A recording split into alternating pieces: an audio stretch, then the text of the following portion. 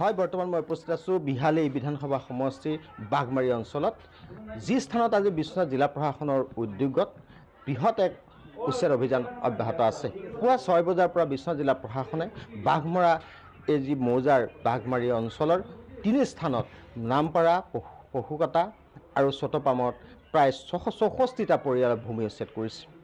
ভূমি উচ্ছেদ কাৰ্যত 203 নং দাগ আৰু 189 যি দাগ আছে এই দাগৰ প্ৰায় 265 বিঘা 3 কথা 15 লৈছা ভূমি বৃহৎ এক ভূমি উচ্ছেদ অভিযান অব্যাহত ৰাখিছে আৰু ইয়াৰ যি সামগ্ৰিক পৰিৱেশ আমাক কেমেৰা পাৰ্চনে লক্ষীবৰাই দেখুৱাব। এয়া হৈছে বিশ্বনাথ জিলা প্ৰশাসনৰ দ্বাৰা উচ্ছেদ কৰা এক ছবি।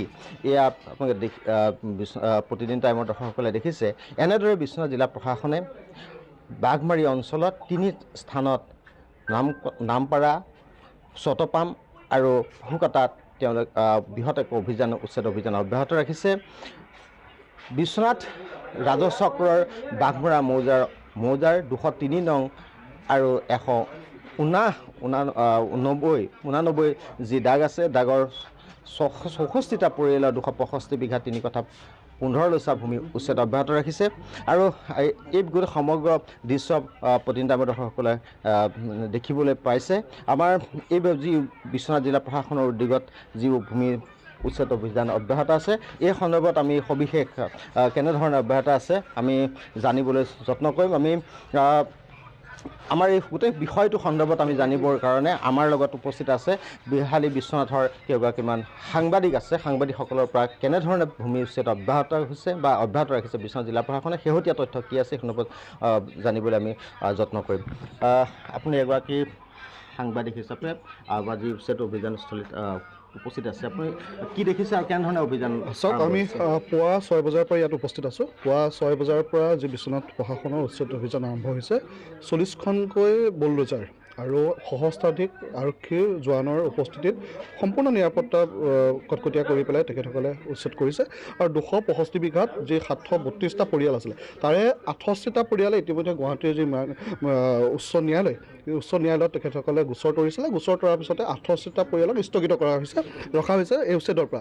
আৰু এই 68টা পৰিয়ালক বাদ দি যি 664টা পৰিয়াল আছে সেই 664টা পৰিয়ালক পুৱা 8 বজাৰ পৰা ইয়াত 6 বজাৰ পৰা উচ্ছেদ আৰম্ভ হৈছে। এটা কথা চাওক, এই কিন্তু যি জাননী 732টা পৰিয়াললৈ যোৱা আগষ্ট মাহতে প্ৰশাসনৰ ফালৰ পৰা জাননী প্ৰেৰণ কৰা হৈছিলে আৰু জাননী প্ৰেৰণ কৰাৰ পাছতে যি আগষ্ট মাহৰ যি প্ৰথমটো উচ্ছেদৰ আছিলে সেই যা যোগাৰ কৰিছিল যদিও গুৱাহাটী উচ্চ ন্যায়ালয় যেতিয়া গোচৰ তৰা হ'ল তাৰপিছত স্থগিত কৰা হ'ল, হেয়াৰিঙৰ কাৰণে দিয়া হ'ল।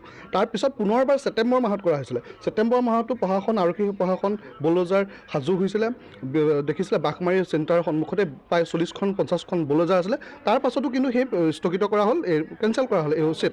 তাৰপিছত অক্টোবৰ মাহতো পুনৰ কৰা হ'ল। কিন্তু নহয়, এই শেষত আজিৰ পৰা আৰম্ভ হৈছে যি 732টা পৰিয়ালৰ 68টা পৰিয়ালক বাদ দি পেলাই 664টা পৰিয়ালক উচ্ছেদ হৈছে। আৰু এটা কথা ক'ব লাগিব যে বেৰিকেড দেখিছে আপুনি, সম্পূৰ্ণ নিৰাপত্তা কটকটীয়া কৰি তোলা হৈছে। বেৰিকেডৰ ভিতৰলৈকে আমাৰ সাংবাদিকক কোনো ধৰণৰ প্ৰৱেশ কৰিব দিয়া নাই।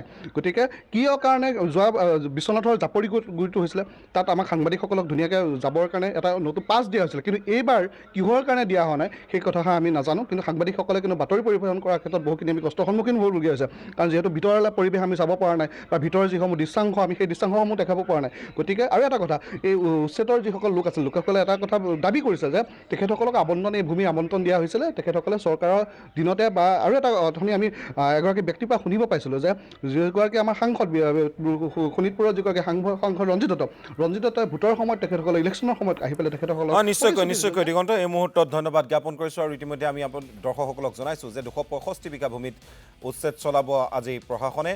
20খনতকৈও অধিক বুলডোজাৰেৰে ইতিমধ্যে উচ্ছেদ অভিযান আৰম্ভ কৰিছে প্ৰশাসনে। 732টা পৰিয়াললৈ জাননী প্ৰেৰণ কৰিছিল প্ৰশাসনে, তাৰে 68টা পৰিয়ালে আবেদন জনাইছিল উচ্চ ন্যায়ালয়ত এই উচ্ছেদ বাতিল কৰিবৰ বাবে। আৰু সেই পৰিয়ালকেইটাক বাদ দি 68টা পৰিয়ালক বাদ দি এতিয়া 664টা পৰিয়ালৰ বাসগৃহত চলিব উচ্ছেদ অভিযান।